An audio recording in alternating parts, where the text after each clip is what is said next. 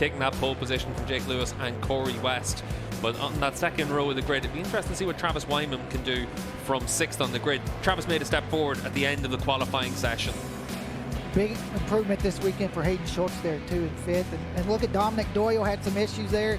8th, Corey Alexander, great to see the arch bike there on row 3. Technical issue in this morning's qualifying session for Corey. He lost a bit of running at the end, but able to have that 3rd row of the grid. Down into the 5th row, Mal Dobbs back in action here for her home round. And Roland, when you look further down the field, who do you think is the chance to be able to give themselves? You got Nate Kurt there in 13th place. He's on an air-cooled BMW. You know, and you got Jeremy Travon, Jeff Lane, Rodney Best, and rounding out the field, Andrew Berkeley is our last qualifier. Lights are on and the field is ready for action here. And off the start, it looked like Jake Lewis made a very quick start in his Hardy from the middle of the front row of the grid. We'll see if he's been able to get that whole shot down in towards turn 1. He has been able to do that, and it looks like our pole sitter Debrino's dropped down to 3rd spot, but everyone able to make it cleanly through the first corner as they now make their way up the hill. But Rog, critical to keep your nose clean here in the early stage. And you can see there for Rispoli just dangling that leg on the run into the corner as well. That's the 170 that's gone down. Hunter Dunham, he's had such a solid weekend. Unfortunate for him, he's been riding really well all weekend. As defensive as he can at this stage. Yeah, I saw him look backwards there, and he got a little peek at Andy Debrino. I'm surprised he's looking back on the first lap.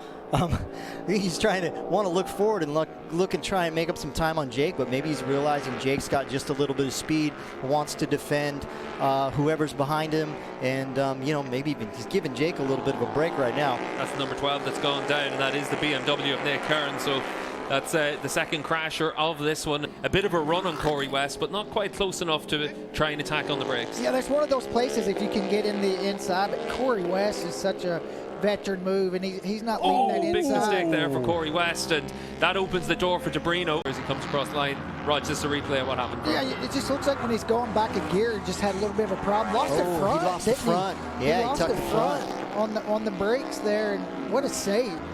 I mean, this is what we were shooting for, hoping to leave the rules open and really hoping to see someone build a bike like Arch has built to come out and compete against the water-cooled bikes. And he's got a big gap in front of him to the likes of Corey West. He's about 9 seconds behind his fellow Harley rider, and then he's still got 4 seconds in hand on the riders behind him as well. Corey West just ran a 44.9, so he's picked up the pace, and Rispoli coming through. Rispoli able to attack there on Debrino, and Debrino will look over his shoulder, and Roland, he needs to be looking forward now. There's still the chance of finishing second spot, but the margin between them, 2.5 seconds right now for Jake Lewis. He was able to win race 2 at Daytona. He was able to do the double at Road Atlanta, and he's able to pick up a race victory here in the Ridge Motorsport Park as well. And comfortable margin at the end over James Rispoli, but that 100 points in a row, that's critical for the championship right now as well, as Corey West comes across the line in 4th, Hayden Schultz in 5th, and Corey Alexander able to come away with a top 6 finish as well. Looks like Travis Wyman's going to come across in 7th spot, looking down there at his bike as well, so maybe a few issues there for Wyman. Came into this race 2nd in the championship standings, and he's given up a lot of points to Jake Lewis right now. There on the last lap. Yeah, good to see that pace and consistency as well, and we'll see if he's able to make that step into tomorrow's race as well. But you can see there for Jake Lewis, that fastest lap of the race for him on lap 2, and from that point onwards he was able to set his consistent pace. Yeah, it's been a minute since James has been on the podium. You know, he's a guy you expect to see on the podium, but hasn't been on the podium since Daytona, so great to see him back on the box, and great to see Andy Debrino back on the box after his Daytona crash last year.